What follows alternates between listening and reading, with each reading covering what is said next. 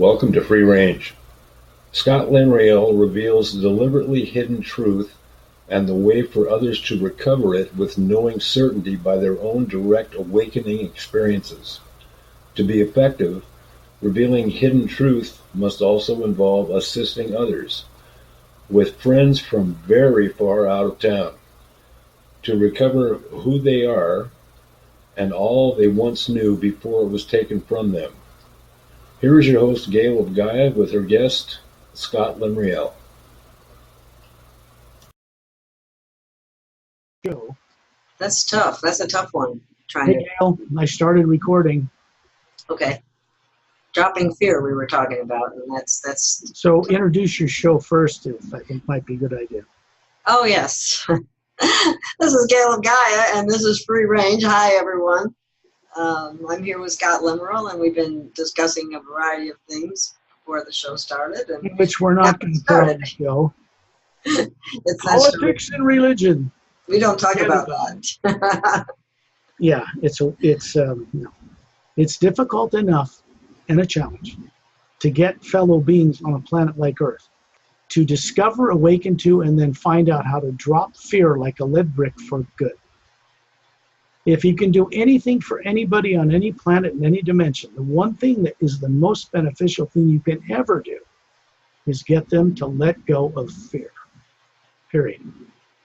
Because it's the only negative emotional subconscious drive that's holding everyone back. And that's where my work comes into it. It isn't about arguing politics or, fighting about who's right in religion or anything like that.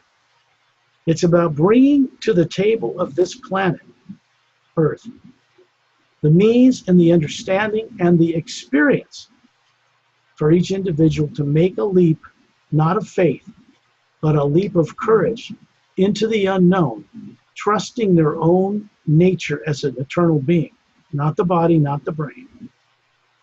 Once a person does that, they're well on their way to recovering who they are. It's better for me if I focus in these shows on assisting people to understand that they can get the greatest gain and awakening and freedom from all of the stuff they were ever brought up with on this planet, even in other lives, and find real truth that's been suppressed in their subconscious domain without their permission at some time in their past. It's best if they find out on their own through this work or any way they can to have direct experience with what fear is that is not them, where it's stored, how to control it and master it so it does not master you. That's the main thing, because the things that drive people to make decisions on Earth today are fear-driven, subconsciously motivated things that influence the nervous system. So people will use their imagination in a negative way that creates circumstances in space-time that surround them along with what they imagine is good, and both affect their lives and keeps them stuck. We want to get people to stop falling for that sucker's trap, because it is implanted artificially, subconscious fear of the future in one way or another that binds people to this earth in ignorance, in forgetfulness, and not remembering who they are as a being, not a body, not a brain, and how to move it around the universe. My work, it's focused on that. It just seems like everything in society is just the opposite. It does everything to promote that fear and promote that. That's done to, I say deliberately, in some people's case on Earth, in classified arenas, certain government people that were created after World War II that aren't elected, who think they're overseeing things on this planet for everybody's benefit, which isn't for the most part true, because they themselves are misdirected in their decision making. It just means that human beings on Earth, whether they're politicians or whether they're high up in some classified arena, also grew up on a planet where they're motivated by subconscious fear to make decisions. Subconscious fear they don't even really know they have consciously. So how can they make good decisions that way? Collectively or singly, they can't. So when they decide to do something for the planet and it backfires in space-time, and some kind of what you call karmic wave comes by and undermines what they're doing, they don't see and didn't expect. They have to shuffle and spend more money and try to suppress the next thing, and the next thing, and the next thing, and the next thing, and the next thing. And it never ends. And there is no future in it. So it is better that people on Earth, including people in those arenas, begin to discover how to drop fear of the future. It is a primary trap for all beings on any world, in any dimension. And when that's a big one, because first of all, the person on Earth needs to realize that they are making decisions and growing up and living through their life on a terrible fear of the future. I don't care what they tell you. They're afraid of death. What happens when the body dies? Where do they go? How come they don't remember anything? How do they get born on Earth? Did God do it to me? Did I agree to it? Blah, blah, blah. And they live their whole life until they breathe their last breath, taking that apprehension and not knowing with them. And then that condition sets up the conditions in space-time for their next life, usually being born again with no memory, maybe on this planet or somewhere else. This is how it really works. So enlightenment, and what people talk about as enlightenment, really has to do with recovering complete awareness of who we are. That's this spherical energy shape that is energy and conscious in different layers and levels to it, that has the ability to understand and comprehend the multidimensional universe, including the source behind all life, and co-create with it. That is the purpose of a human being or human or you woman, is to do that. The hue is just the first half of the name human. Isn't it funny how that's like in plain sight? Human. But people don't know they're supposed to chant it or use it or send it out or SOS it or do something with it. Yeah, I had never heard it before. No, and most people haven't. Some people have. It didn't originate on this planet. Some organizations have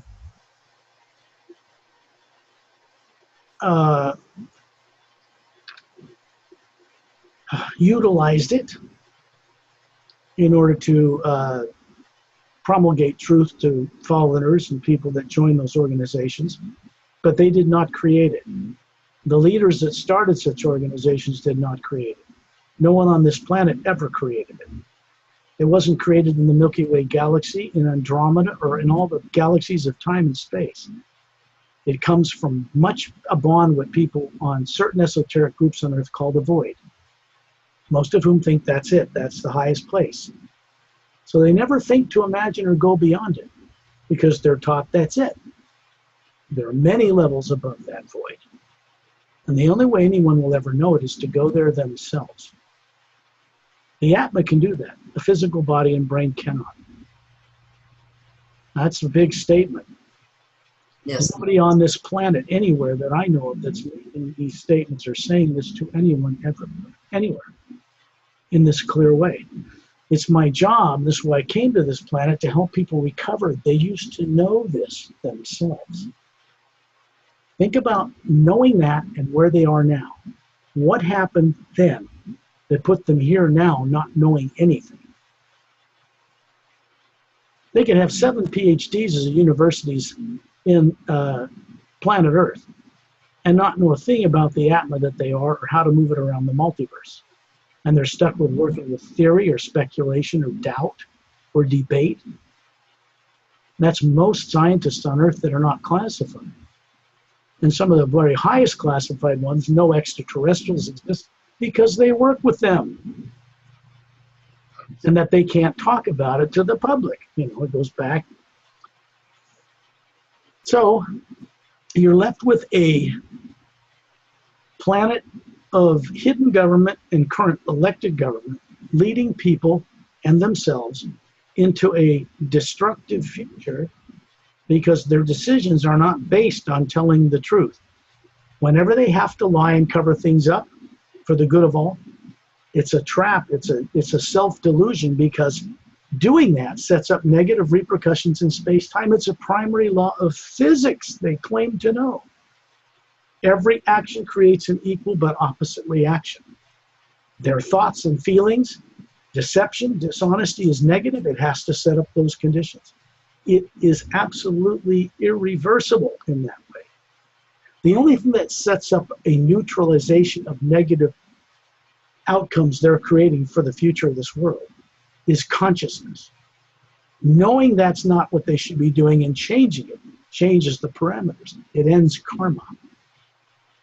It puts beings, human man or human woman, in charge of the law of physics, not the effect of it. That's a great way of putting that. Beings in other worlds know this well. And the only good solution to this problem of Earth, you can shut your mic off there. It's getting a lot of feedback and booming. Okay. But wait a minute, I'll do it from my end. Don't do it. I'll do it. Okay. Just for now, because your air conditioner's on, it's just booming a lot. So when I say these things, I want to make sure people can hear clearly.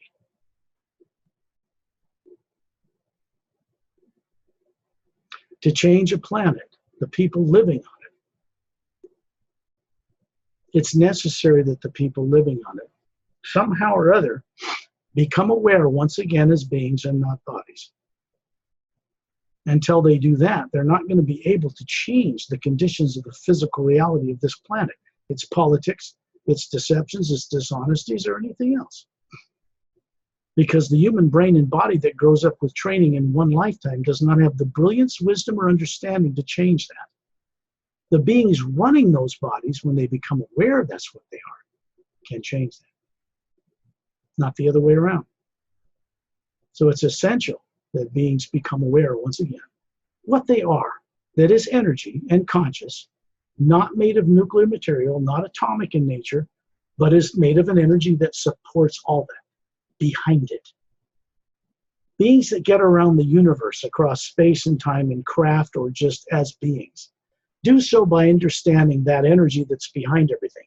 The people in the CERN Super Collider, the Large Hadron Collider in Switzerland, when they crash particles together, they could measure this element that's behind matter that doesn't quite obey like the laws of physics. So they call it the God particle. They know it's in the dark matter in space. They know it's full of energy out there between planets and galaxies. They don't know what to do with it or how it works yet. Beings that get around the universe beyond the speed of light and through interdimensional doorways understand that you have to work with that energy to support and run craft without polluting anything, without radiating anything, without using energy at all. What a novel idea. You have to build craft that can channel that energy and turn that into electromagnetic energy around the craft, and then it just gets magnetically drawn to or repulsed from wherever they want to go. You go through an interdimensional vibrational change between realities, create a vortex between them, and you cover space and time thousands of times beyond the speed of physical light. What is 286,000 miles per second? Well, big deal. Whoop-de-doo. That's what people see with physical eyes from Earth. It goes that fast. They stop to realize that it goes much faster than that, beyond the range of physical eyesight detection capability. They know that too, but they don't yet know how to work with it. They're trying to create physical things to make physical matter do physical things to get across space and time outside of physical things. You can't do it the way they're doing it. So I make these statements on these little shows because some bright people out there will go, aha, this awareness doesn't come from this planet. It comes from out there amongst beings and races that have known what it is and how to work with it a very ancient, long time ago already. They're not stingy or selfish. If people on Earth want to know how to do this, you want to reverse engineer old down extraterrestrial craft to figure out how the universe works, you're going to be at it for the next billion years. Can't be done that way. The humble way, the respectful way to do it, a way that benefits everyone, is to drop the perceptions and deceptions and dishonesties that are practiced as a normal way of life on this planet. and embrace the collective help of beings who would provide that for us on this planet and the training for free. That's really what's been offered to the leaders of this planet long ago, and they turned it down. They're being offered that again. Only this time it's not going to be left up to them to subconsciously choose out of fear not to do it. We don't have time to wait on that stupidity, that ignorance, that unconscious fear-driven stuff to go on anymore, because people will ruin this planet and blow it up, and that would harm life in other parallel dimensions and in other realities. And none of us can allow that to happen. No, we're not going to. This doesn't mean anyone's going to be harmed to prevent them from doing it. It means they're going to be neutralized from doing it in no uncertain terms until they learn why it's so important that they choose not to do that, like nuclear war, for instance. They've got to come to an understanding of this. It's my view, and I'll have your mic on in a minute here, we can discuss this a bit, but it's my view that, in fact, I know this, there are many people in the classified arenas on this planet and in government that understand what I'm sharing with them and with the public on these little shows. They aren't on CNN at night, they're not prime time, but it doesn't matter because they are designed to telepathically reach the people on this planet. I don't need CNN or the military-industrial complex satellites to do it. It's done when they are out of their bodies at night, when they go to sleep. Tyrants don't capture them.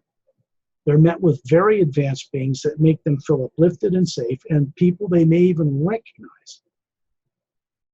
And then they are shown the truth about what they're doing and where these drives, these subconscious things are coming from, which life they were imposed upon them in before they were born here. And then it all starts to change. Then they can come back in their bodies, and over time they begin to make correct decisions for this planet. One of the ones they're going to have to do soon is full disclosure to the public about the existence of extraterrestrials. The absolute truth of it. No more lies.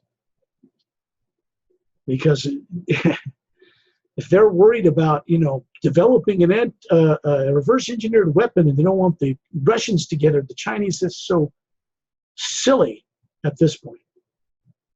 Because the nature of technology out there is so far beyond that crap. They're sitting there piddling with it back and forth in a childish way to ruin their own planet for stuff that they could have handed to them for free that they would never misuse. That's really what this is about. So I wanted to put that out there, and then you and I can talk. That is just amazing. I'm really looking forward to that happening and waiting to see signs of it as this disclosure moves forward, because it does seem like it really is necessary for this to happen. Here's the thing. You or anybody else will not see it move forward, or not see it happen, or not be experienced in it unless they participate, get off their duff, change the way they consciously work by understanding it, and start to create with the imagination properly with people from other worlds and other realities who are offering it at this time. Because then a person becomes an integral co-creative part of that change on their own planet. They don't just sit around waiting on their duff for someone to do it to them. Yeah, there's a lot of that here. Exactly. And that doesn't produce results. That's why, as I said, they are assisted to co-creatively make change in their own consciousness for the better, dynamic change, for the first time when they're out of their bodies at night. Their bodies go into the trance state called sleep, meaning bodies in a trance running on automatic while the being's gone every night. But people on Earth don't know it. They're not trained to understand it growing up. It's not in their brain. Parents didn't teach them that. Governments didn't teach them. Religions didn't teach them that.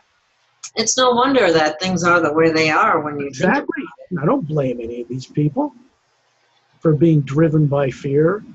You say real truth to some people and they react defensively right away. They want to protect what they decided to believe in, as if that was important to anybody else outside this planet. It's not. It's important to people that think it's the whole universe on Earth, but it isn't. nowhere near it. Well, the governments have had the cooperation of, and I don't like to bring up religion or anything, but, to say that there's no other races other than the people here on Earth. That's just PR. They know better. Yeah, that's absolutely. That's the thing. Some presidents don't.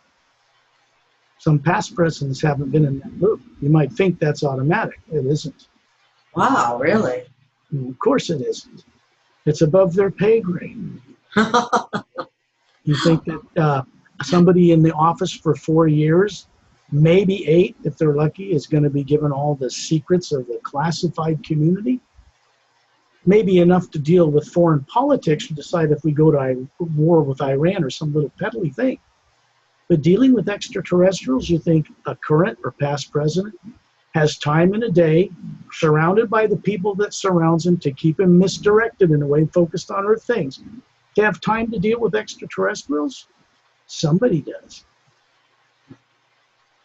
And then, it's difficult to say who's in the know and who is not in any current regime or term.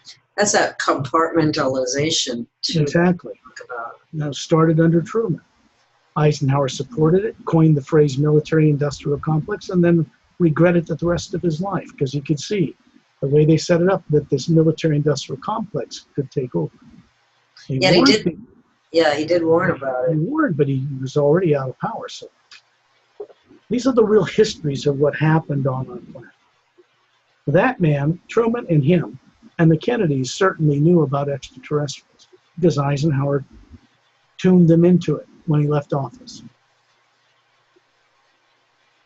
And you follow a series of events and you begin to see how desperate and fear-driven people were on this world after World War II to classify all knowledge of extraterrestrials at any cost. Yes, that's what I heard. I don't know if it's true or not. We will never know. That's one of the reasons why Kennedy was killed. Well, I don't get into that because it's more important that people discover hidden truth for themselves instead of debate whether something's true or not. Because debate, in my experience, is a complete and utter and total waste of time.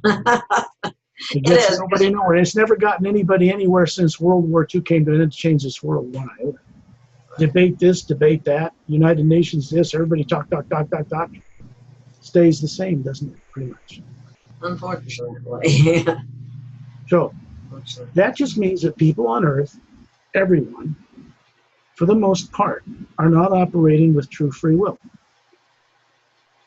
I brought this up before, but what do I mean by true free will? Okay, simple.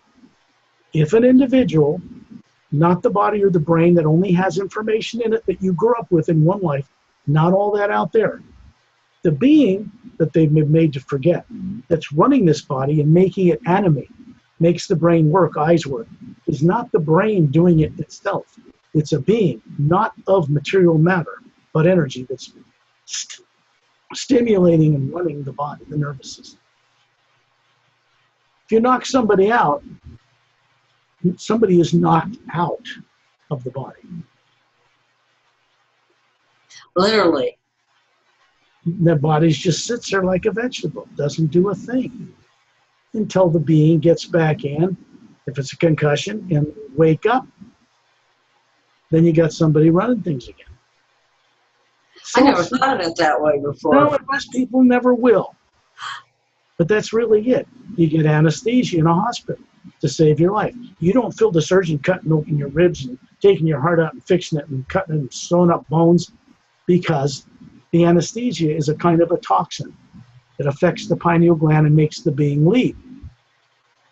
So he's not there or she's not there while the body's being operated on. So you have no memory of the surgery, but the body does. It's a genetic entity memory. The Atma that's running the body might have seen the operation but felt nothing. They're up above the body or away from it, disconnected from the nervous system, because that's what the gas does. You give it to them long enough and the body will die. Wow. I didn't know how that worked, but now I do.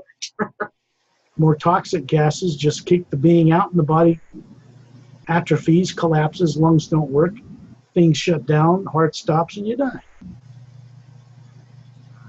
Things used in moderation can numb pain.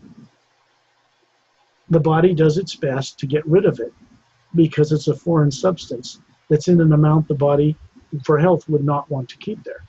So pain relievers and such are only temporary. Psychotropic drugs of any kind. All right, first of all, addict the pleasure center of the brain. This is a fact. It's not open for debate. It does that. Mm-hmm. And then the psychotropic element, the body goes to work right away, trying to get it out of the system because it's a foreign element that's imbalancing the nervous system to some degree or changing something, and the body will get it out of you, which is what's coming down is from something like that. The person always comes down the body because the body wants to get rid of it. The immune system wants to get rid of it. This is true for any coffee or anything people do. If you drink a lot of coffee, right, and then you stop, you have headaches for 2 or 3 days after that because it addicts the pleasure center of the brain, and it's like a drug withdrawal reaction to caffeine. I only bring this up not to insult anyone or tell them what to do, but to point out the truth of the way things are. When people use something, why the body gets it out of the system and they come off whatever it is. That's why. This is a fact. I'm not telling anybody what to do. I'm just saying they need to be aware of it because as the body and immune system gets these other elements out of it, it uses B complex and C a lot. Yeah. And then people get deficiencies after a while and suffer ill health, that kind of thing. So they just need to be very aware of how these things really work. I myself do not partake or use any way of any of those substances because I don't like things that have an addictive or side effect property that I have to get rid of later or deal with. Mm-hmm. So if I have a cup of coffee, I probably won't have another one for a month. It's very rare. I might have it with food because I don't get a feeling from the caffeine when it's absorbed in the food. If I do it by itself, it rattles me. I don't like it. I am such that I cannot have a cup of coffee in the afternoon because it'll keep me up too late at night. Yeah. I don't like that. And eventually your system gets rid of it and then you crash or go to sleep or recover or rebalance or whatever. But it's just kind of common sense about things. Why I even bring it up here, I don't know, because I normally don't talk about these things, or it's not the purpose for why we do what we're doing. No. With those controversial issues. Mm-hmm. When people ask me, I can tell them the truth about why I do what I do and why I've chosen to do that from direct conscious experience. It's not my place to tell them to know it for themselves or to change. It's up to them to discover and recover hidden truth and change because they want to. Yes. That's all it is for me. Right, Gail? I mean, that's... Right. Yes. You can say anything any way you want in the softest, most cushioned terms on any show anywhere, and someone's going to react negatively to it or feel in fear that you said it, even if it's the truth. Yes. You see that with comments, So they start throwing stones at each other. And when they do that, of course, because it's negative, in space-time, law of physics, it has to come back to them. Nothing anybody does towards me harms me in any way. But when they're putting something negative out and thinks it's righteous or they should do it to defend some cause of their own, it just comes back to them. Because I'm not putting that out towards them. I'm putting out one thing: discover and awaken and find out how to recover true free will. True free will is this: the ability to know who you are. I'm going to shut this, it's just too much noise. The ability to know who we are as a being, this energy sphere. People on other worlds call the Atma. People on Earth call it soul, but don't really know what it is.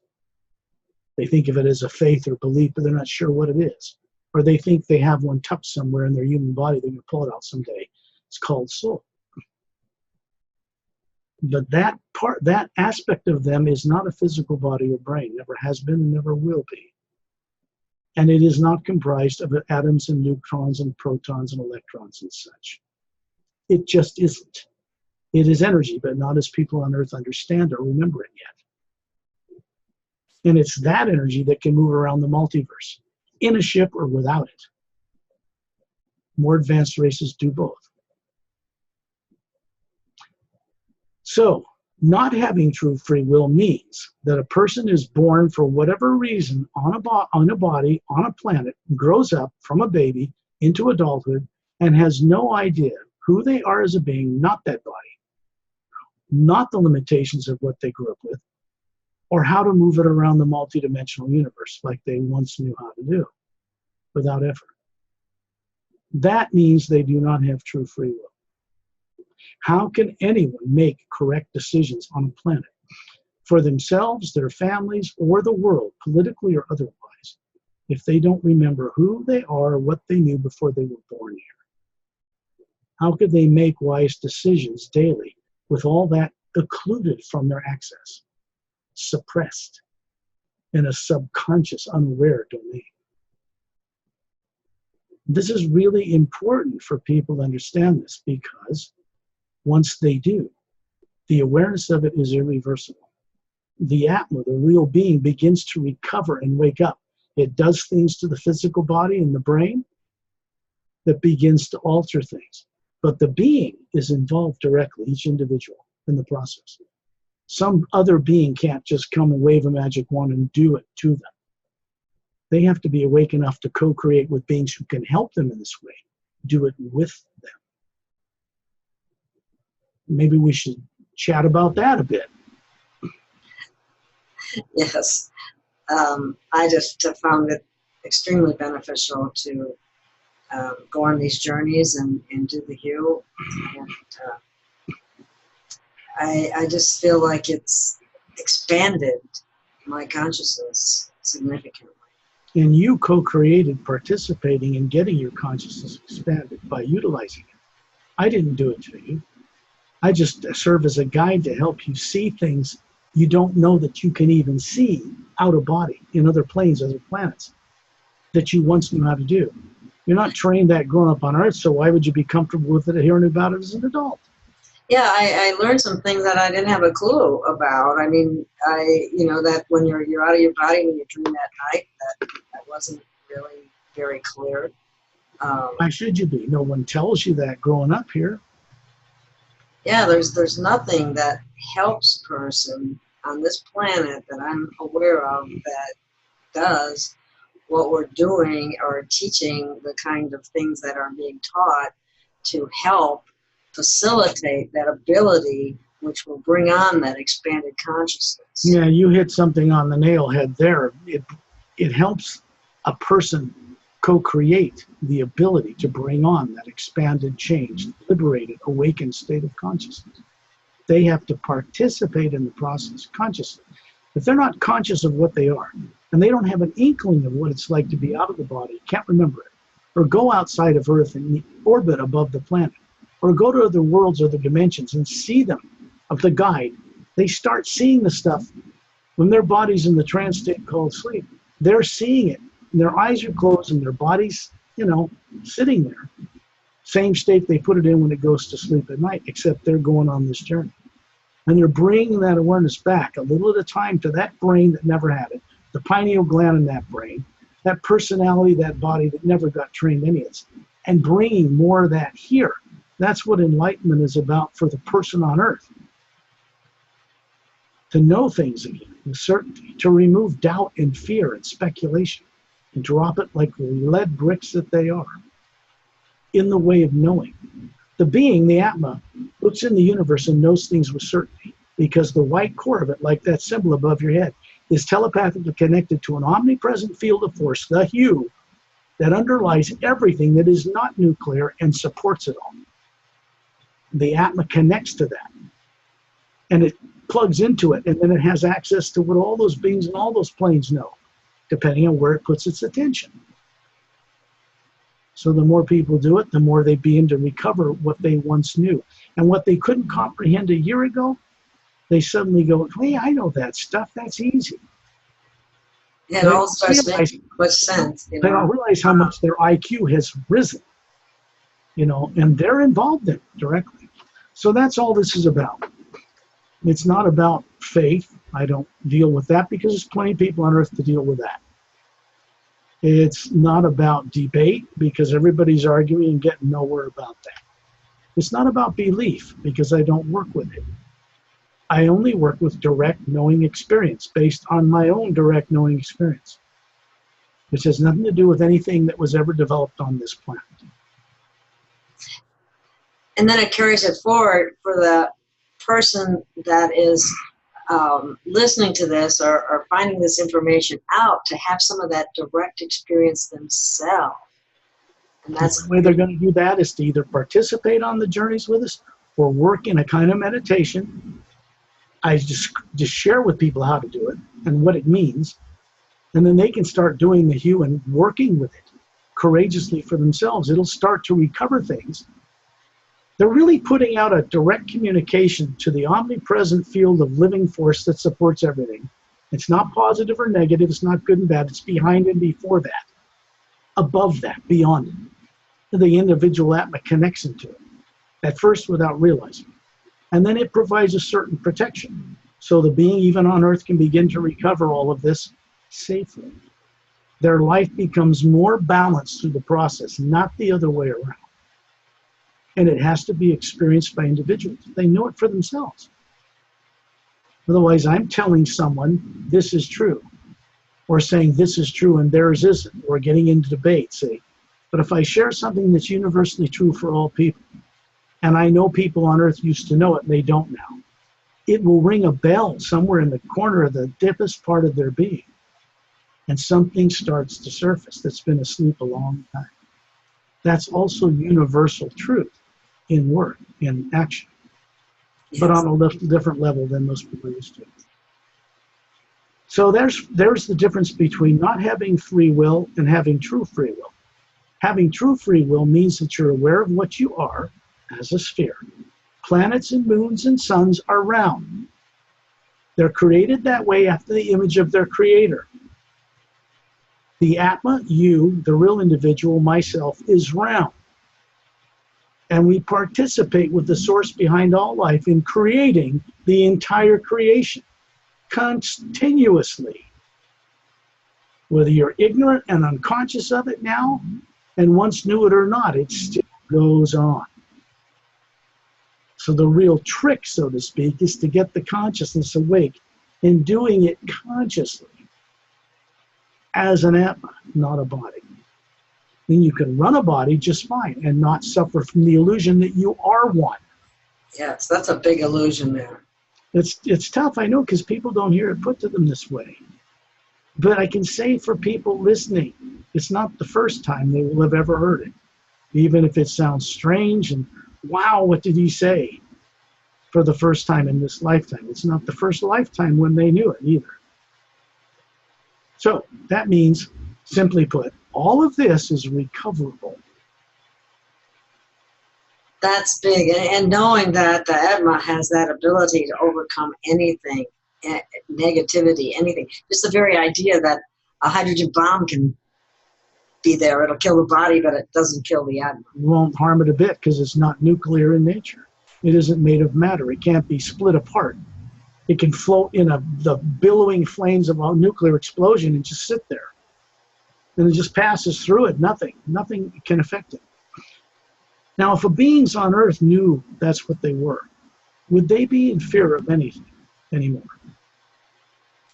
That just really puts a kibosh on fear. What do you think that knowing that and bringing that enlightened understanding as a direct experience into the world's religions would do?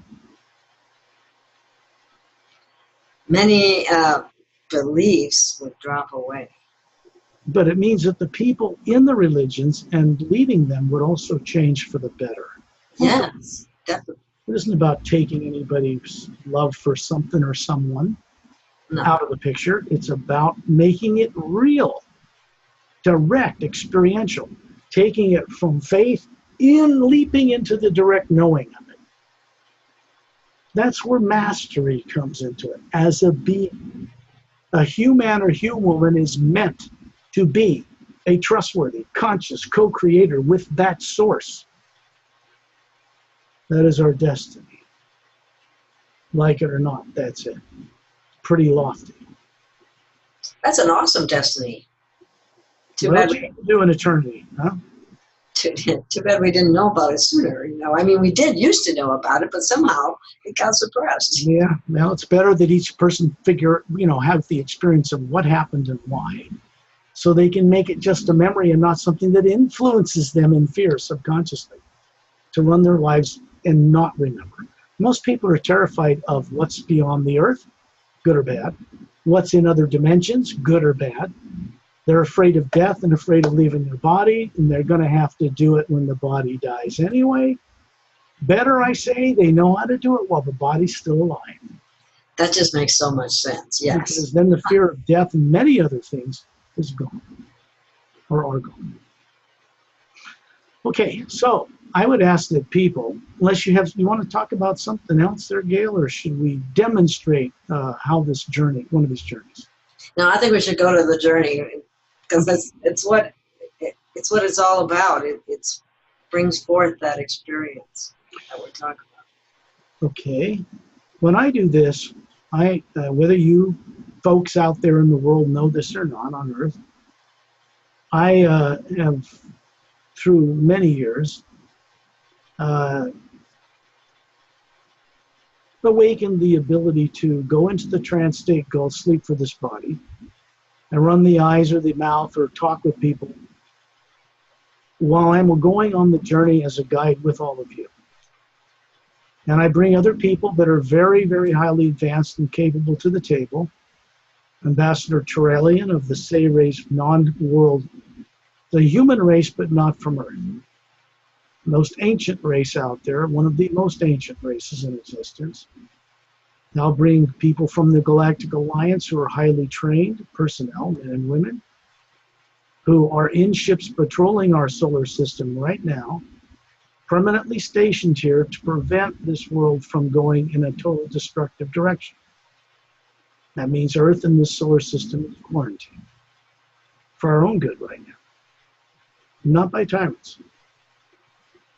And I'll bring people that are what you would call master teachers for hundreds and hundreds of millions of spacefaring races that can travel between dimensions as master teachers, that these people do not worship but respect, because they know that these master teachers are respecting them as one of these, not a body.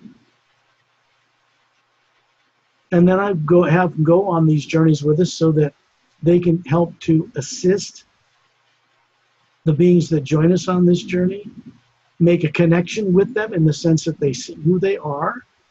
And then as they go to sleep at night on Earth, going through their regular routine on Earth, they begin to work with them by getting the person's permission when they're out of their body in a more expanded state of consciousness, the limits of the life they grew up with on Earth. And then they'll be put in exposed to experience of an uplifting nature that helps them see truth they've denied on Earth about themselves, about everything, where they came from. And then when they go back in their body, they'll bring some of this awareness and enlightening expansion of consciousness with them. And their life on Earth begins to change because they are participating of true free will. Until the body consciousness that people grew up with that has none of this programmed in it can be transformed enough to accept this vastly increased multidimensional conscious awareness of life. This is how this works. Once a person can stay balanced with confronting and being presented with kind, advanced races and life from other worlds, then this world will have an experience that will go down in eternal history. When beings in great numbers come here in ships and land here and help set this planet free from all the misdirected nonsense subconsciously have been subjected to. That means everyone on Earth, hidden leaders, classified people, the masses, everyone. Because it's being done out in space and other worlds right now as we speak anyway. I look forward to that day. And it will come about when people on earth are brought to a point where, as a mass of people, they will stay in balance should this come here. No rioting in the streets, no food panics for grocery stores, none of that nonsense. No mass murders, no lynching the people that lied to them in the classified system because they themselves were equally misdirected. No. It can't be done through revenge and anger and hatred. It sets up conditions in space-time that will recreate the same conditions over again. We don't want that. It has to change. This is a transformation on a whole world basis. It's happened out in the Milky Way galaxy before. When a race of people is near annihilating themselves, one condition or circumstance or scenario or another, and unexpectedly races from the stars or from higher realities make an appearance, and then leave it up to them. In the case of Earth, it's a little different because the destruction of this planet would affect hundreds of billions of other advanced beings and life and mammals and animals in parallel dimensions that reside near Earth but in a different frequency that people aren't awake and aware of yet. The vast nature of the multiverse isn't just the physical galaxies. It's levels of them and then levels of another dimensionality and another and another and another till you get to what some people on Earth call the void. And then there's many levels above that. This was all created long ago on different levels. Every single Atma that runs a body once understood this. So when I say it's recoverable, I mean it. Even if it's been long forgotten or suppressed. I'll give you an example of a subconscious misdirection before we go on the journey. A program is put in the person without their awareness before they were born on Earth that says, if you ever remember who did this to you, we will eat you alive again. It's just a program. There is no circumstance out in space where that could ever happen again. That's been dealt with. But people are left with the program. And it terrorizes them to know who they are as a being, not a body, and what they once knew that ended up in this situation that we're talking about. It's just a memory, but when it plays, sound, insight, or occluded, just feelings left on. The program's there so people feel the terror subconsciously. And this influences how they imagine their future. And that's what misdirects people. We want to get people to drop that like a lead brick because it doesn't make any change in consciousness or in the condition of the planet Earth. What I do, I'll send out these tones. Did you want to ask something, Gail, before we start? No, that was fine. No. I'm going to mute your mic because we'll get that boom in the air conditioner out. Yeah. Okay. I send out these tones, the first half of the word human, and obviously I have a confidence and a certainty of what I'm doing, or I wouldn't be sitting here doing this. There's no money involved here. I don't charge for this to anyone. My motivations are not about the baubles of Earth. I don't do it for fame and fortune and money. You can deal with money just like anyone else, but it's just energy, and we need to know how to work with it properly, not get bound by it. Okay. I send out the first half of the word human, and the word human did not get created on this planet either. Neither did any of the languages spoken here originate on this planet like you're taught in school. This is not true. Some of them have changed over time, but they were imported to this world, every one from other planets. In a history, people on Earth were made to forget. A solar system, Earth history, that goes back 65 million years to when the dinosaurs were made extinct. Where is that missing history? And a galactic history that goes back billions of years. The Atma that runs human bodies on Earth, each Atma has a history and all of that they no longer recall. Everyone knows it. Something was done to them somehow. And they can't quite put their finger on it, but they know they were made to forget almost everything. And people struggle to remember, but they're frightened of it. So they need to have a way to drop that fear, or command it, or control it. The Atma, the spherical being made of energy that isn't nuclear, that we all are, has always had built into it a commanding mastery over any form of negativity, negative beings in or out of bodies, or the misuse of advanced extraterrestrial technology on any plane or dimension. But it has been manipulated and compelled to forget and doubt it. And when you wake up this ability in a person, it's not reversible in the way that things are being done differently now, out in the universe and on Earth. This omnipresent field of energy, this you, that comprises and makes up what we are as Atmas, and that is out there everywhere, through all the dimensions, right to the source itself, from whence we all came, begins to be recovered in the conscious awareness of each individual. And they have to work this and actually exercise their higher faculties of the Atma. They haven't used in millions of years in some cases, in many incarnations. Once this process begins in an individual to recover who they are, through the hue, it's not reversible, fortunately. I send these tones out on different successively higher tones to address the life you're living here on Earth and the life you're running in a body on different dimensions that probably most of you do not know you have. You may know of it conceptually, or you've heard of an astral, causal, mental, or etheric body in dimensions above this world. But most beings I've ever met on Earth do not know who they are or what life they're running on those planes. Not all, but most.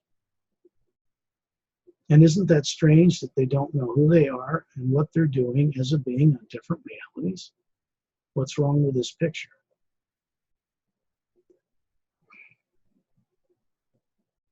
I will begin these tones, and this will, because they are telepathic in nature, because I'm connecting to the white core of your being as an Atman that functions through the pineal gland in the center of the brain.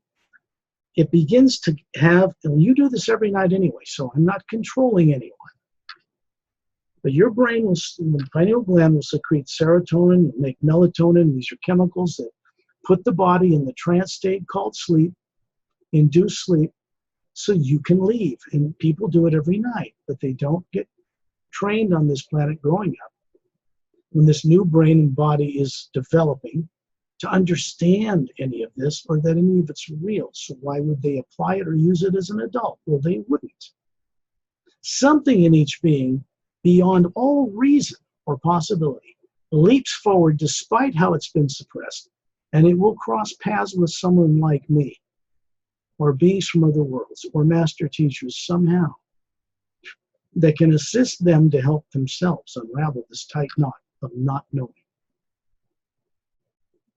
This hue will assist people to get their bodies in the trance state, except that it will also assist you with your own effort to remain conscious while the body goes into the trance state, and you go and begin to see what I'm describing for yourself. When you close your eyes, as you've done now, the outside world and light coming into it and frequencies is shut off. That brain that can see and interpret what you see is not working. It is off, asleep, turned off like a light switch.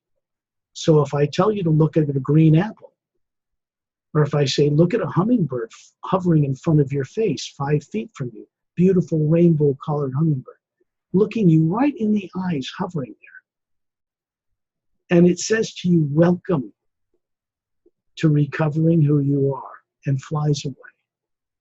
Then you're seeing it, even vaguely, and hearing it, is not being done with the human brain or the eyes, because remember, they are turned off. So who or what is seeing it? It isn't the brain. It's the spherical you running that brain and body. People on Earth, glibly call this the imagination. But on Earth, they think it's fantasy or made up in the brain. But it is not. There happens to be no mechanism in a human brain, which people on Earth don't understand hardly at all, that can have a motion picture camera with a movie projector upon which you see things you imagine. There's no such structure in the human brain. So what or who sees it when you do what you call imagination or daydream? See, that is what we do without realizing it. This takes things much, much further into deeper territory in the correct and proper use of the creative imagination, emanating from each spherical Atma running the body. And then we go out in this non-physical form, in a full awareness, and see and explore other worlds and other dimensions, to get used to them, to get comfortable with them, to understand the effortlessness that's involved in leaving your body, which you have to do when the body dies anyway. So it makes sense to be able to do it while the body's still alive, like many beings I know of and work with do on other planets right now. I'll begin those tones now.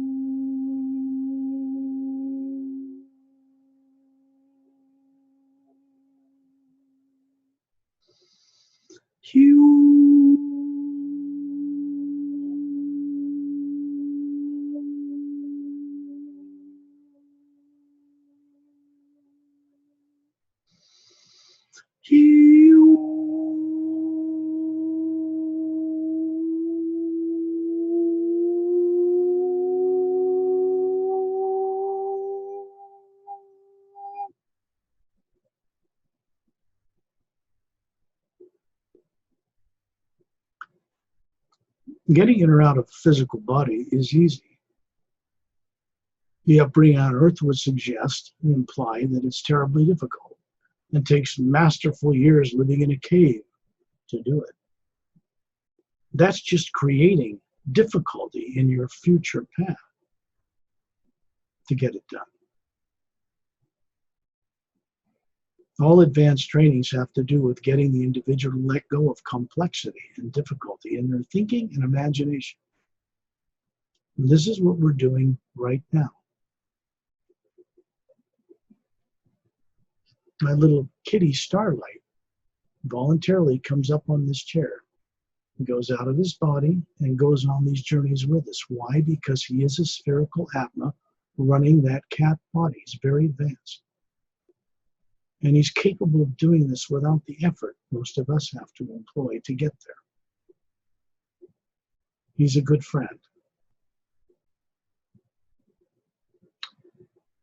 He is being trained toward mastery by a being non-human, very advanced, very loving, very courageous, known as Etta. He is a creature called a Dren. It is an organic creature about 3 feet long, kind of a greenish pale skin like a salamander, but not moist, strong hind legs and forearms, and dexterous hands and fingers like a human.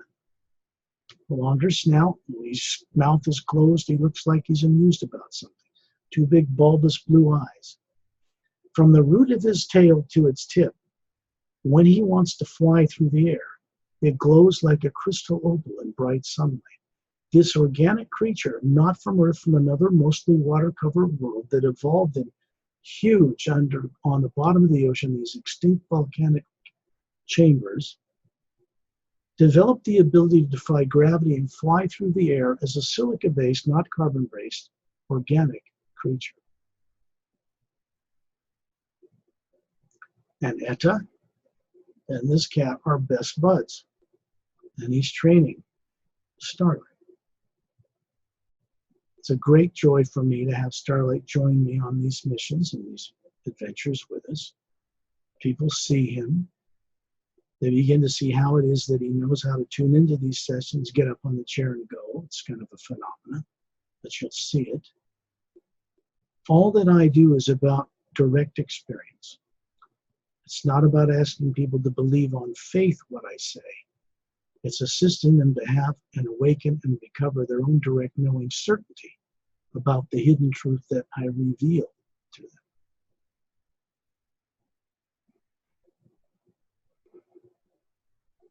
Any one of you can daydream. You've been doing it all your life, in a classroom when you were bored, or an office at a desk, or on a plane flying to another country. And you imagine being there, or imagine being in New Zealand or Australia, or imagine being somewhere else other than where you are. And you begin to imagine it lightly and see it somewhere. The brain you have, you grew up with, and the body do not see that. Imagine being on a green world with beautiful blue oceans. Just for an instant, views, blue skies, rich oxygen atmosphere, and beautiful birds flying around everywhere. If your eyes are closed and you begin to see that, the brain that you have and the eyes are not seeing it. Something else is. It is that something else that needs to recover awareness. The brain you have and the body you were born with, that you got into, does not have any of this information recorded there. Not even a past life on another world. But all of that is recorded, though suppressed or unconscious, in that spherical being that you are.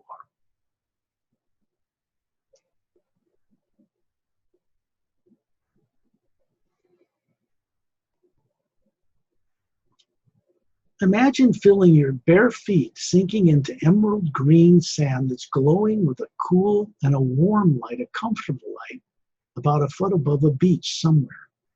And you can feel this energy moving up your legs, uplifting you, making you feel very serene, comfortable, like you used to know this.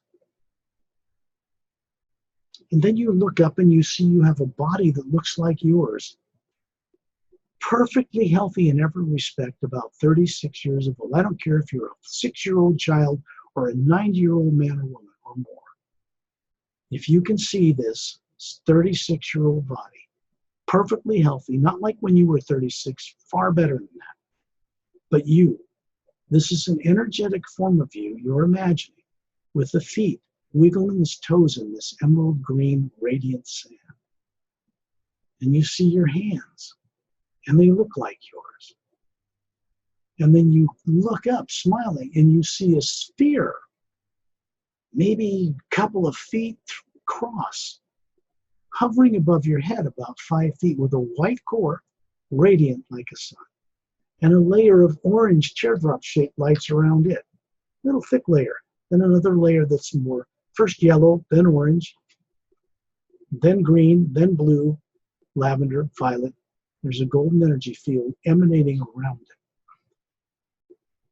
And you realize that is the real person, you, the Atma, or soul. And now be the white core of your being as if you had a pair of eyes looking down on that body, looking up at you, smiling. Both of these are you. One is a physical, energetic form you've created to fill your feet in the sand. The other one is the actual being. And both are energy that you are. They're both you. You can see this energy come up through the smiling face of that body, and it enters the white core of your being, and you see this green light around you that goes out into the green layer and turns on some of these little teardrop-shaped faculties of being. This green energy is for recall and remembering. Now imagine this sphere hovering at about the ceiling where you live on Earth, looking down on your body in the trance state called sleep, smiling kindly upon that form. And you let this green energy come out of this green layer, go through your white core, come down gently into your head, through your skull, and affect the pineal gland in the center of the brain. And you see little brain cells and things beginning to light up, more of the brain. And then it goes through your brain, out the wall of your skull, down your body, and runs like a continuous stream in all directions through you. This is for your benefit and for the benefit of all life on Earth. It's only constructive. It comes from and is part of the hue, the omnipresent first sound behind, below, before, above, supporting all creation. You are comprised of this non-nuclear energy, but you come from it in a much higher frequency, many dimensional levels above the physical universe. Then find yourself in space. Don't be frightened. You are in space like the space shuttle in orbit above the Earth with other kind beings. Not as a physical body, as a spherical energy being, the Atma, the soul, the real you. You can hear a sound humming through the whole universe. It'll be like a million bees or a sound of a tone, maybe like water crashing on a beach, but continuous. Some of you will hear it, some of you will feel it.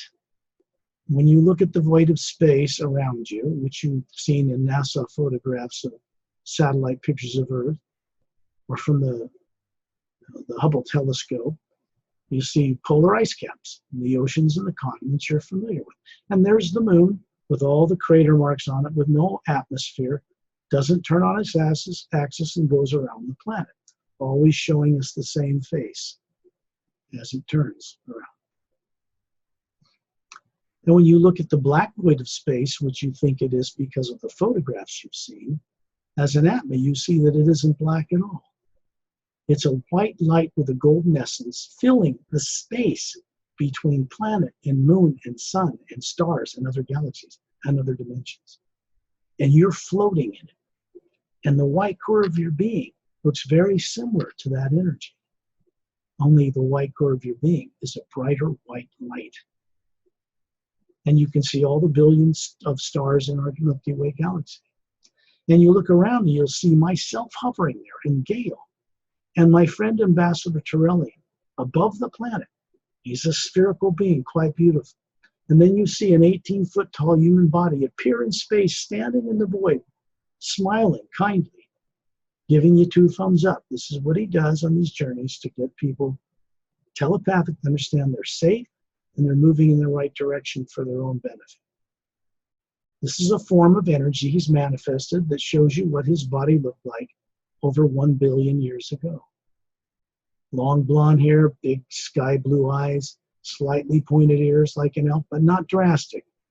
Not like Spock, just slightly pointed. And he's in a kind of a tunic. He looks like a Greek god, sandals. And then you look over to the right and you see myself, the body form you see on the show, but about 36. This is an age that's been chosen to have a main characteristic: vibrant and healthy, the perfect timing of age and adult, flawless. And you begin to see your own body hovering out in front of the sphere that you are. This is just so that we can recognize each other in a form that looks like your physical form on Earth, but 36 and perfectly healthy. We do not need to breathe in the vacuum of space. We do not feel heat and cold. You do not get harmed by radiation from the sun. You do not need to breathe. You are a sphere of energy running an energetic body that looks like you. And you're going to see there's several thousand in 2 concentric circles around us of spherical beings that have been invited to go on this little journey with us. And they are primarily from the Galactic Interdimensional Alliance of Free Worlds, centered on a planet towards the galactic core of our galaxy.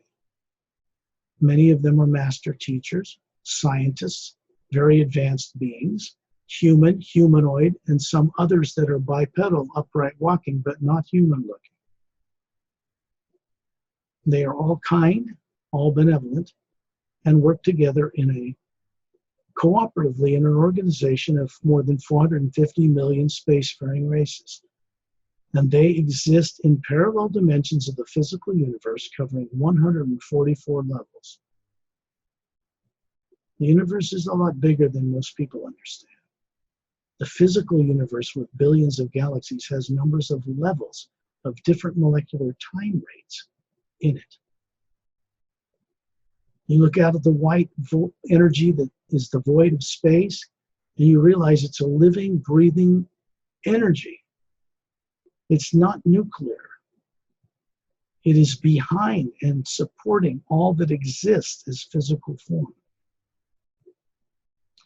And it runs like this in higher frequencies up through the dimensions, across the void, up into the upper worlds, to the source itself, what advanced beings from other worlds call Prime Creator. All of us as Atmas are from Prime Creator, comprised of the energy of this Prime Creator, have the same faculties of creation and imagination that it does on a smaller scale. Like a drop of pure, radiant, eternal energy floating in a sea of that energy. This is what the source behind all life actually appears to look like. So here's a little bit of Memory Recall 101.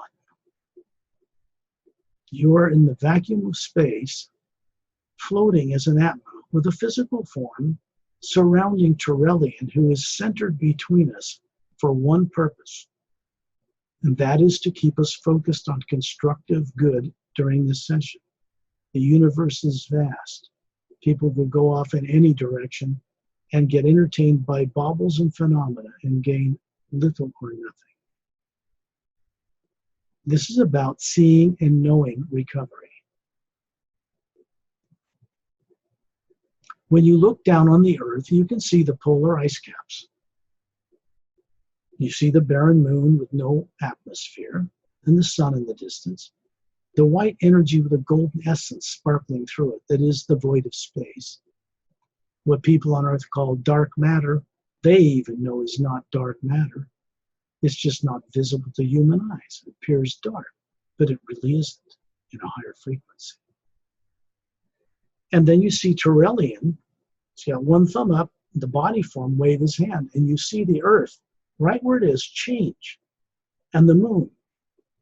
And you see an Earth now that's completely ocean covered with no polar ice caps, blue-green oceans, and one large continent centered over the equator from left to right hemisphere.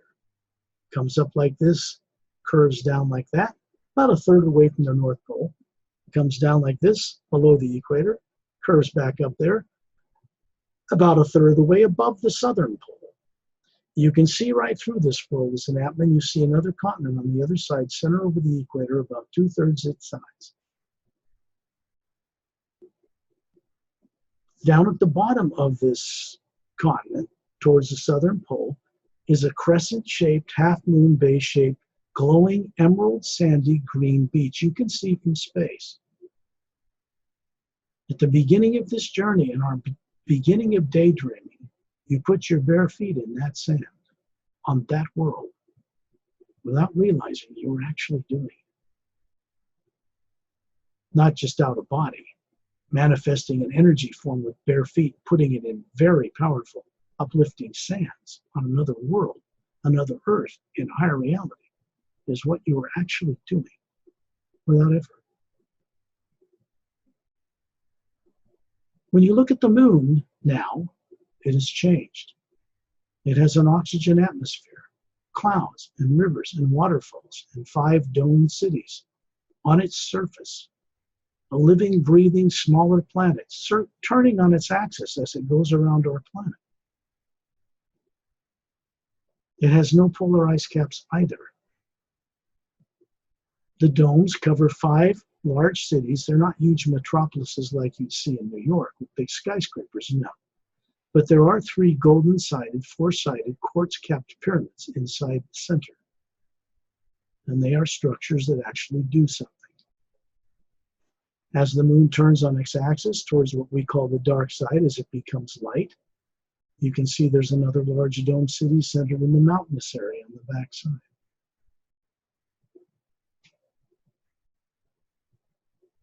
When you look at this continent, you see the words in large, glowing, golden, luminous letters, Lemriel, and below it, MU, Mu, and it vanishes.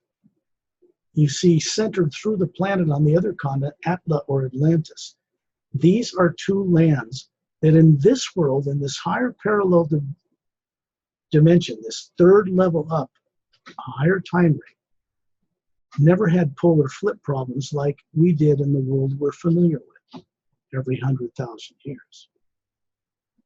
In this Earth, that never occurred. There's a Lemuria here that adepts and advanced people from other worlds congregate in to conduct, carrying out a new way of doing things in creation. And this Earth and this moon you're seeing are going to serve as a prototype. It's been here for a very long time. There is no negative pollution in the water, the atmosphere, and no negative beings operating on that planet. They've never been allowed to come here. Beings like Turelian and the Seres have seen to that. This means that on Earth, where the poles have flipped cyclically every 100,000 years, destroying all life on the surface, virtually all life, was a big problem for people incarnating on Earth because civilizations could only go to 100,000 years and were wiped out, either get taken off the planet, or tyrants would bring human slaves here. They were allowed to bring with them for small areas of Earth and just leave them. Earth has been part of an off-world treaty, making it like a Switzerland, the one you're familiar with. No one race has been allowed to dominate it since a great war came to an end 500,000 years ago in our galaxy. Look down on that beautiful continent, the emerald green sand. Here's the sphere, the continent goes down, there's a crescent emerald sandy beach, and you suddenly find yourself, the body you have in space that looks like you, 36, in bare feet, sinking your feet down into the emerald green sand of a several mile long crescent-shaped beach with a beautiful jungle behind it. And you look behind you and you see Turelian standing out in the ocean with the water up to his knees. Remember, he's 18 feet tall. And above him is the sphere that is him running. And he's giving you 2 thumbs up again. It's a telepathic greeting. There's no negative nature in that being whatsoever. There is no negative nature in the physical form you see with your feet in the sand whatsoever. Without you realizing it, perhaps you have left fear of all kinds of the future back on Earth, safely turned off with the body in the trance state called sleep. Here, above that body, with your feet in the sand, you see a sphere hovering above it. And then you are the sphere looking down on that body, looking up, smiling at you, the real you. You can feel a green energy go up your legs, up through your smiling face, gently goes up into the white core of your being, out to the green layer, and then it just kind of gets stored there. And then you smile and your feet dissolve above these green sands, and the energy that comprised your physical form withdraws into the white core of your being. And then you look around you and see that I am there, and Gail. Torellian in the ocean, you see his feet get withdrawn, and his body gets stored as an atom, a memory of his form in the Atma that he is. And then you see down the beach, as far as you can see in 2 rows, 2,000 other men and women and other beings withdraw their bodies from the sands. And you have all these spheres circling in 2 concentric circles around Torellian, including us, in a little circle around him. And we move as a group towards the center of this curved emerald green beach, and there's a brown moss-covered path extending straight back about a mile through tall jungle trees, giant prehistoric green ferns. You can smell the air. It's like lavender and gardenia, something you can't put a finger on. And it flows through the Atma, unhindered, but you can detect it. We move inland until we come to a white marble floor about 100 feet across, and tall, 4-foot tall lavender grass surrounding it in a big field. And then you find your bare feet again, stepping down on this white marble floor. You're smiling. The marble floor is cool and comfortable. You can feel it under your feet. And you look up, and there's you, the Atma, running this body again. In the middle of this white marble floor, on a blue pedestal, like a square cube, is the statue of a woman 10 feet tall, made of pure polished quartz. This is a device. It is an interdimensional portal or doorway. She is 10 feet tall, and she has big wings coming out the back. I suppose you could, like an angel's wings, what people on earth might call an angel, but she's not an angel. She is a pure being, not from earth. This is a representation of her. The wings represent the Atma, which if you look up, you can see a beautiful spherical Atma hovering above this statue. This is her, the real her. It represents the ability of that to fly free in the universe, way beyond wings that flap in the air, but that's what it means. When you look inside the surface of this crystal statue, you see that this woman is elegantly beautiful. Longer neck and longer fingers than people on earth. Longer legs, because she's 10 feet tall. And you can see she has long silver hair. You can see it inside the crystal itself, as if there's a woman standing as like a face inside the crystal, moving and smiling at you. And the hair is like silver metal, polished. You think it's metal, but you can reach in with your imagination, with the Atma's abilities, and touch it, and it's soft. She has violet, beautiful violet-colored eyes, and a gold band around her forehead with an emerald-cut emerald stone, like a teardrop, set in it. And when you look in that stone, all of us hovering around this, several thousand other beings in a huge couple of circles upward, they can all, including Torellian, see through this stone, and you look into a green atmosphere in some void, and you can see this tall woman standing in bare feet up in the air in the middle of this chamber. And we suddenly find ourselves inside this crystal statue in a huge arena-sized area of pale green light. And she's holding up her hands like this. And the statue outside has the hands held up, the palms to each side of her head, and there's a green glow around it. And you can tell from inside this void, looking through the eyes of this statue, that this green energy comes from this woman, goes through the statue's hands, and charges that beach where a gift was just given to you. And she tells you telepathically that she is from a race called Xeontronomus, from a planet called Xeontronomon 1, which is 180 degrees on the other side of the Milky Way galaxy in the physical universe. And beside her appears a mate, a man, a little taller, violet eyes and the silver hair. And they tell you that these forms you're seeing that look to be about close to 40, perfectly trim and healthy, 10 feet tall or a little taller, are 3.5 million years old on their planet. These are great scientists. They have mastered genetic science. So these are the body forms they chose to keep around and run.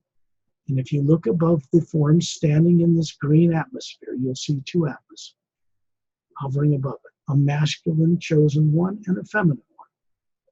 This is something through eternity they chose to represent as a spherical being, masculine and feminine. And then they show you an image of their world, clear across the galaxy. 3 parallel dimensions down from where we are now on this continent of Lemriel. And you can see that it is 4 times bigger than Earth. It's sitting there floating in this green atmosphere, like a hologram. And you can see that it has got little oceans all over it, land masses all around it, no polar ice caps, and dome cities strategically placed all over its surface. And 3 worlds at different distances, the size of Earth, with no polar ice caps, with domes on them. And when you look further out into this image, you'll see 3 suns, each at a different distance, a big blue-white giant, a yellow sun like our sun, and a red dwarf. And these planets circle around. It's a trinary system.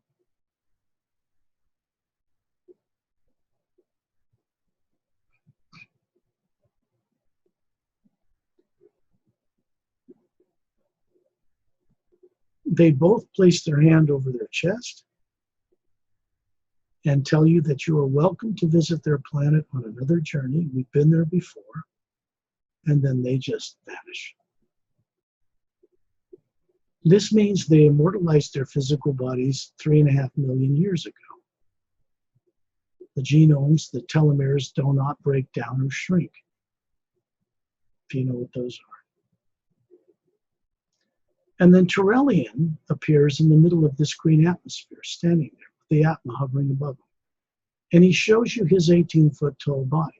All genomes for the Xeontronomus race and humans as you know it, and most spacefaring races in the Milky Way and many other galaxies, were brought into creation by the Say race over 1 billion or more years ago.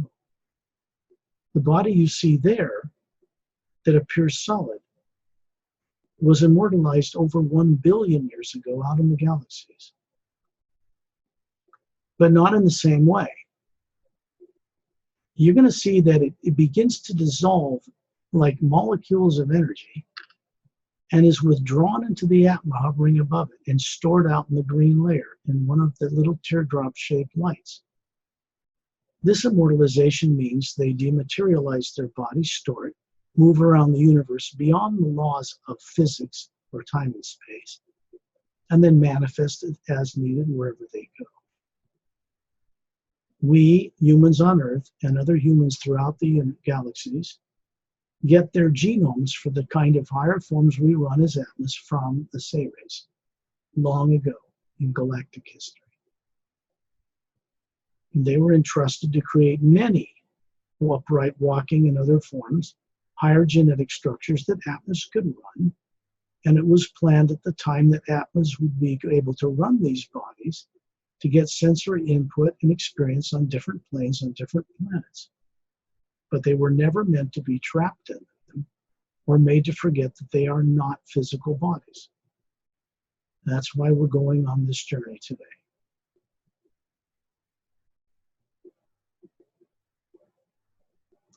Find yourself hovering outside this statue of this quartz crystal of this room, high above in the atmosphere, looking inland.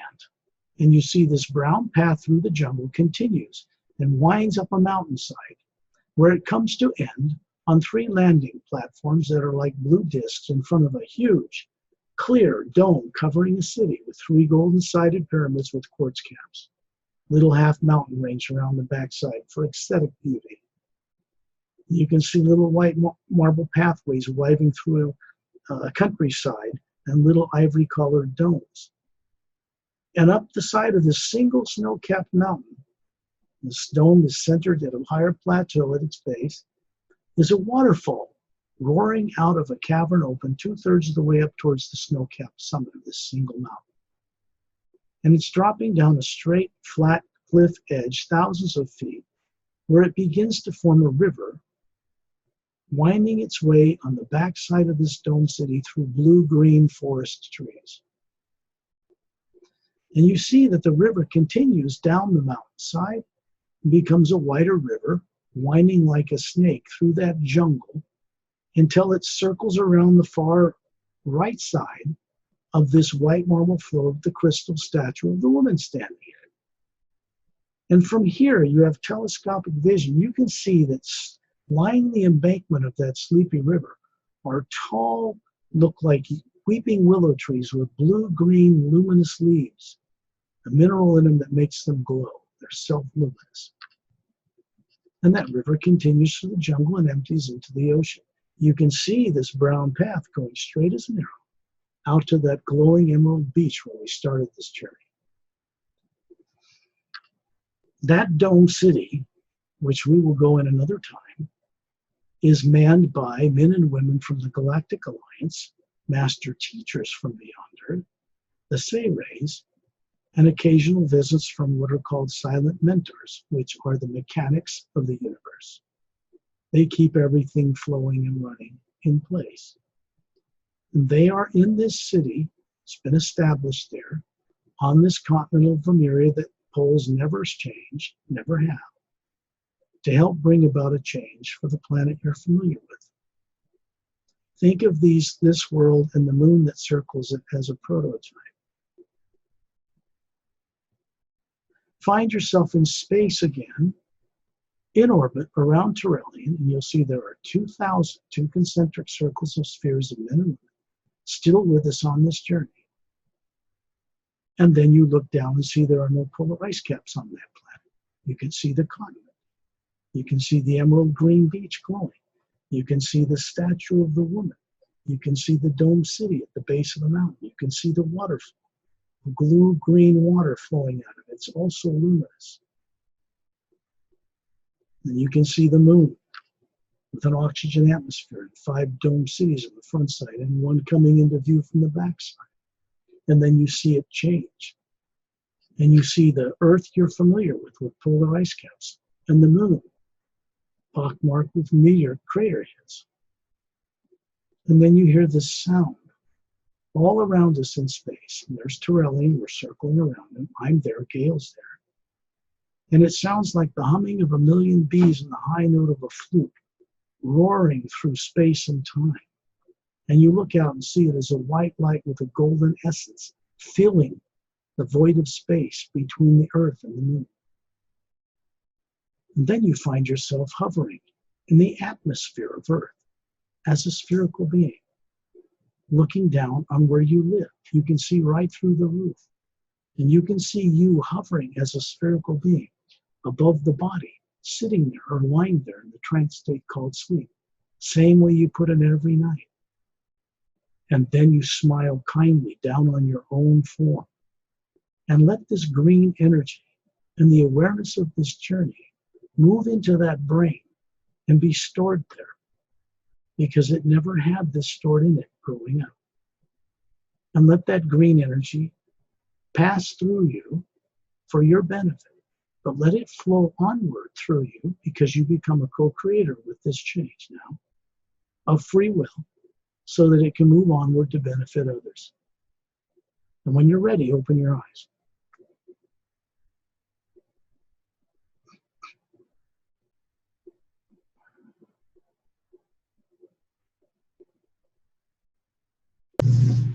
Hi, Gail. Hi. We've gone on this journey before, always a little different to add more detail. And I've been wanting to keep this I don't want to say grounded, but more towards home that people are used to. Earth and a parallel dimension, a little higher frequency of Earth that's there, and what's going on there. Getting out in space, outside the influence of all the negative fears and feelings running around the atmosphere of planet Earth. So people can get an awareness of what they're capable of, what they can see, what they can do. Put the body in the trance state and go out consciously. They may think it's hard and difficult, but that's just incorrect upbringing training in this life. That's all. I think one of the easiest parts is the part where we're in the green sand, and the feeling of having that come up your body and just be infused with it. Yeah, and you feel it. I mean, if Yeah. you want to, you can ignore it out of fear, but it won't be ignoring you. No, you wouldn't want to do that. Those 2,000 people are really from other worlds. And they really are there because they are guides and teachers in science and spirituality, everything you can think of. But they're not there to control anyone. They are there for people to request their assistance when they're out of their body at night to recover who they are as a being and what they once knew how to do. With it comes a certain wisdom. It's a new ray in the omnipresent hue itself. It never existed, therefore, that's blended through it now. That comes from the higher realms above the void. It's a change in the way the lower dimensions are going to be run. It's a system to retire evil as in a failed experiment and replace it with an energy that motivates people, all beings, to intentionally only create that which will be of uplifting benefit to all life. Not just life on Earth, all of it. To do that, each being needs to recover and be aware of what that life is. This is what we're doing here. It's awesome. I love it. So I wish your audience, whoever they may be, the very best. I don't care where they're from or what religion they believe in or what political thing they are, or whether they're classified or not. What matters is that they begin to remember what and who they are and what they're capable of knowing and apply it to changes for this planet, because it's kind of a natural process that's underway now. Yes, and I'd like to thank everyone for going on the journey with us, and I hope you enjoy it as much as I do. It's a beautiful experience. I wish you all the best, and as I say, pleasant dreams. Yes. Thank you. See you later.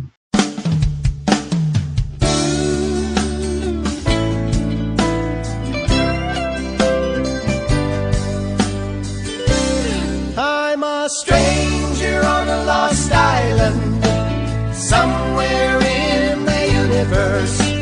Stranger on a lost island, on this island Earth.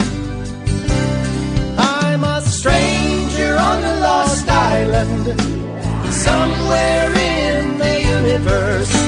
Stranger on a lost island, on this island Earth. I was just a little boy, I was different from my friends. Looking up in the stars at night, I'd feel homesick loneliness. I'd share a vision of a faraway planet where I once was given birth. Then reminisce of past civilizations no history reveals about Earth. Wide-eyed in fear, my friends stared at me, too confused to understand. They walked away in haste to spurn me like I was quicksand. Now I'm a stranger on the lost island,